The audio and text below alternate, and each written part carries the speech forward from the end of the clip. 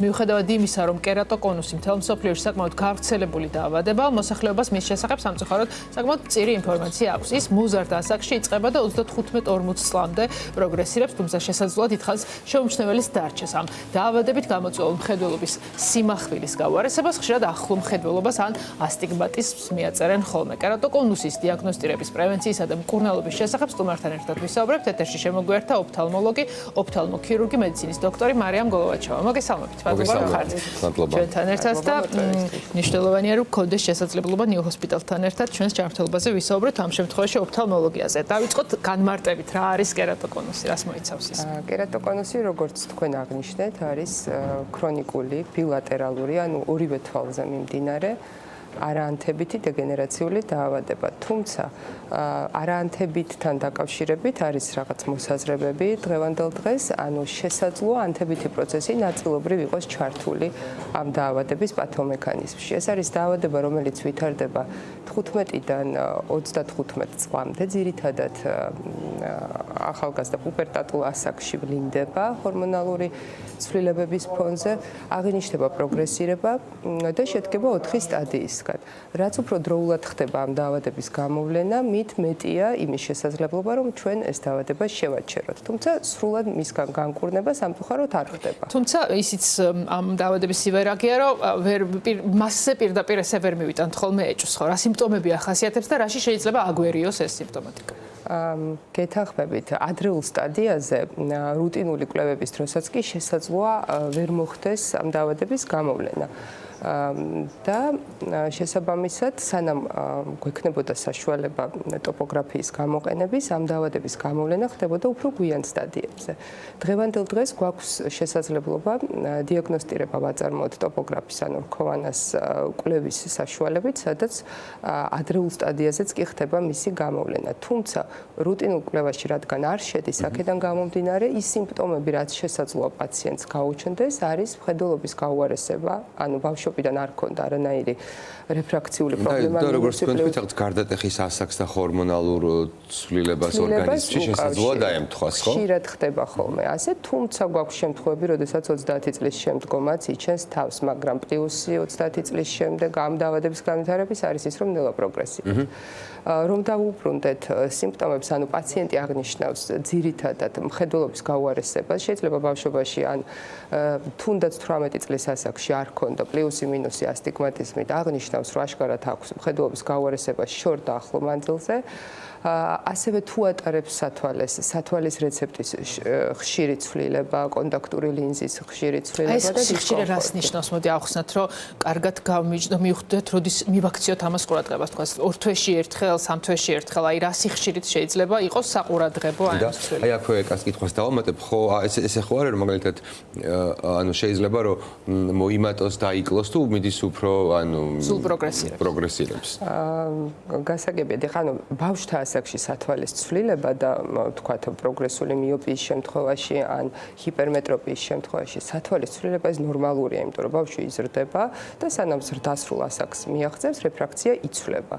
თუმცა უკვე ზრდასრულ ასაკში, ანუ 18 წლის შემდგომ ამ შემთხვევაში ანუ თქვათ შეურჩევთ სათვალეს და 3 თვეში ამ სათვალით ვეღარ ხედავს პაციენტი. მოდის ირჩევს სხვას. გავა 2 თვე, ზუსტად ეგ არის, ანუ ზრდასრულ ასაკში სათვალის ცვლილება ხდება ძალიან დიდი დროის განმავლობაში. რეალურად პაციენტები მოგვართავენ მხოლოდ იმიტომ, რომ გადაამოწმონ ეს რეცეპტი. და თქვენ როგორც აღნიშნეთ, ანუ ბავშვთა ასაკთან შედარებით ზრდასრულებში არის მოკლედ მხოლოდ ის, რომ მხედველობის გაუარესებას აღნიშნავს. დიაგნოსტირებას ნაწილობრივ შეეხეთ ამ აპარატს, მაგრამ მაინც ვთქვათ, რას მოიცავს ეს დიაგნოსტირება და ვთქვათ, თუ უბრალოდ მხედველობის პრობლემით მივდივართ ოფთალმოლოგთან, უნდა მოვითხოვოთ ეს თუ შედის იმაში, რომ ოფთალმოლოგთან ვიზიტის დროს მან გამორიცხოს კერატოკონუსი და ეს კვლევა ჩატარდეს. ჩვეულებრივი ოფთალმოლოგიური კვლევის დროს, როდესაც ტარდება პაციენტის შემოწმება, ტარდება რეფრაქციის განსაზღვრა, თუმცა ადრეულ სტადიებში ამ კვლევებში არ ჩანს. მას შემდეგ, რაც ლაზერული კორექცია შემოვიდა საქართველოშიც და სხვა ქვეყნებშიც, დაიწყო ტოპოგრაფიული კვლევის ჩატარება იმისთვის, რომ მოგვემზადებინა ეს პაციენტები ლაზერული კორექციის და სწორედ ამ ტოპოგრაფიული კვლევის შედეგად გამოვავლინეთ ბევრი ადრეული სტადია. ანუ იმის თქმა მინდა, რომ ყოველდღიურ კვლევაში ეს არ შედის და სასურველი იქნება თუნდაც სასწავლო დაწესებულებებში ჩატარდეს ამასაკობრივ ჯგუფში სკრინინგული კვლევები სწორედ რქოვანის ტოპოგრაფიის გამოვლენით. ტოპოგრაფია არის კვლევა, რომელიც რქოვანის უამრავი წერტილის ერთობლივ ანალიზს აკეთებს, გვაძლევს სურათს მისი სისქის, სიმრუდის, წინა ზედაპირის, უკანა ზედაპირის და იმ ცვლილებების შესახებ, რომელიც შესაძლოა გახდეს გამშვები მექანიზმი კერატოკონუსისთვის და რაც უფრო ადრეულად გამოვავლენთ ამ დაავადებას, მით მეტი შანსია, რომ პაციენტს ნაკლები დისკომფორტი შეექმნას. მკურნალობას რაც შეეხება, როცა დაისმება დიაგნოზი, შემდეგ უკვე ეს რამდენად ხანგრძლივი პროცესია და რას მოიცავს? და იმ მკურნალობის ნაწილზე დავამატებ კითხვას, თუ დაუშვათ ადრეული სტადიის შემთხვევაში დაწყებული მკურნალობა და ცოტა გვიანდელ სტადიაში დაწყებული მკურნალობა, აი ესეც გითხარით. განსხვავდება, კი ბატონო, რეალურად მკურნალობა არის ქირურგიული. ძირითადი ქირურგიული ჩარევა, რაც კერატოკონუსის დროს აჩერებს ამ პროცესს, ეს არის cross-linking-ი, რქოვანის ულტრაისფერის სხივებით დასხივება, რომელიც ამყარებს რქოვანაში არსებული კოლაგენის კავშირების სიმტკიცეს, ანუ განამტკიცებს რქოვანის სტრუქტურას. თუმცა cross-linking-ის გარდა გვაქვს ასევე ინტრასტრომალური რკალების იმპლანტაცია, რომელიც ცვლის რქოვანის კონუსისებურ ფორმას და უფრო სფერულს ხდის და ხშირ შემთხვევაში მხედველობას აუმჯობესებს და ყველაზე რთული ოპერაცია, რომელიც მეოთხე სტადიაზე კეთდება, ეს არის რქოვანას გამჭოლი ან შრეობრივი გადანერგვა. საბედნიეროდ დღევანდელ დღეს ნაკლები პაციენტი მიდის ამ ოპერაციამდე, იმიტომ რომ კერატოკონუსის გამოვლენა უფრო და უფრო ადრეულ სტადიაზე ხორციელდება. და ადრეულ სტადიაზე და თქვენ რა კითხვაც დასვით, ვთქვათ, შორს წასულ სტადიებზე, მეოთხე სტადიამდე cross-linking-ი არის ოქროს სტანდარტი კერატოკონუსის მკურნალობაში. New Hospitals-ის შენობას ხედავთ ახლა სტუდიაში და ჩვენს ეთერში და მოდით ვთქვათ ტექნოლოგიურ შესაძლებლობებს მკურნალობის და დიაგნოსტიკის დროს რა როლი და მნიშვნელობა აქვს და ამ ხრივ რას გვთავაზობს New Hospitals-ი? რა თქმა უნდა, როგორც აღვნიშნეთ, ტოპოგრაფიული კვლევა, რომელიც პოლიკლინიკებში სამწუხაროდ ამ ეტაპზე არ გვაქვს საქართველოში, არის ერთ-ერთი ძირითადი დიაგნოსტიკისთვის და დინამიური დაკვირვებისთვის, ანუ დაავადების მართვისთვის. ანუ დიაგნოსტიკური თვალსაზრისით რქოვანის ტოპოგრაფია არის მთავარი.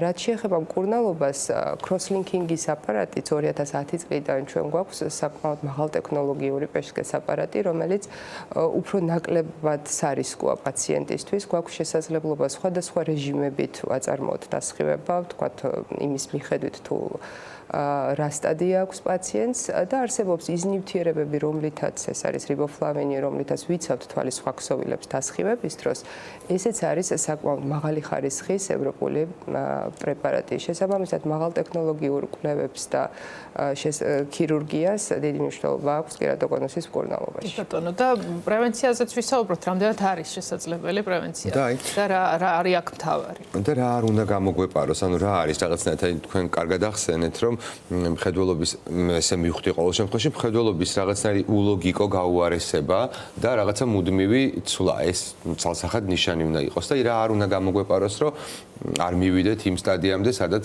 რთული იქნება დაუშვათ მხედველობის აღდგენა და ბრუნება.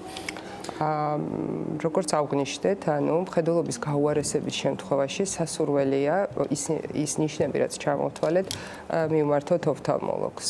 რეალურად არ უნდა გამოგვეპაროს ის, რომ ჩვენ მხედველობა გაგვიუარეს და სწორ ხაზს ვხედავთ დაკლაკნილად და ჩავთვალოთ, რომ ეს ნორმაა. ეს მე მგონი უფრო მისაღებია პაციენტებისთვის. რაც შეეხება პრევენციას, კერატოკონუსი არის მულტიფაქტორული ეტიოლოგიის დაავადება. ეს იმას ნიშნავს, რომ ზუსტად მეცნიერება სამწუხაროდ არ იციან ჯერჯერობით რამ გამოიწვია, თუმცა გენეტიკური წინასწარ განწყობის გარდა არსებობს მთელი რიგი გარემო ფაქტორები, რომელიც ხელს უწყობს ამ დაავადების გამშვებ მექანიზმს. ანუ თუ ჩვენ თავს მოვარიდებთ ულტრაისფერის სხივების პირდაპირ ზემოქმედებას.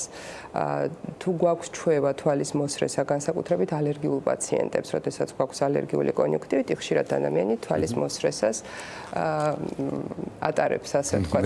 მეც იმარ ადამიანთა რიცხვს მივეკუთვნებ. ყველა ადამიანს, ვინც თვალსიზრისავს კერატოკონუსი არ უვითარდება, მაგრამ მათ ვისაც აქვს წინასწარ განწყობა, ჩვენ ამით ხელს შევუწყობთ. თვალის სიმშრალე, ანუ რეკომენდირებულია თვალის დატენიანება. ხელოვნური ცრემლით. ეს არის, ასე ვთქვათ, პრევენცია, თუმცა ზუსტად სამწუხაროდ მსოფლიოში ჯერჯერობით მითითება, რომ აი ამას არ გავაკეთებთ, ეს კერატოკონუსი არ დაგვემართება სამწუხაროდ. ალბათ თავი რეკომენდაცია ნებისმიერი დისკომფორტის შემთხვევაში დროულად მივედეთ ექიმთან იმისთვის, რომ გამოირიცხოს რაღაც სერიოზული გართულებები და ეს იქნება ზუსტად ალბათ თავი პრევენცია იმისთვის, რომ ადრეულ ეტაპზე მოხდეს აღრიცხვა იმის თუ როგორია ჩვენი ჯანმრთელობის მდგომარეობა. დიდი მადლობა.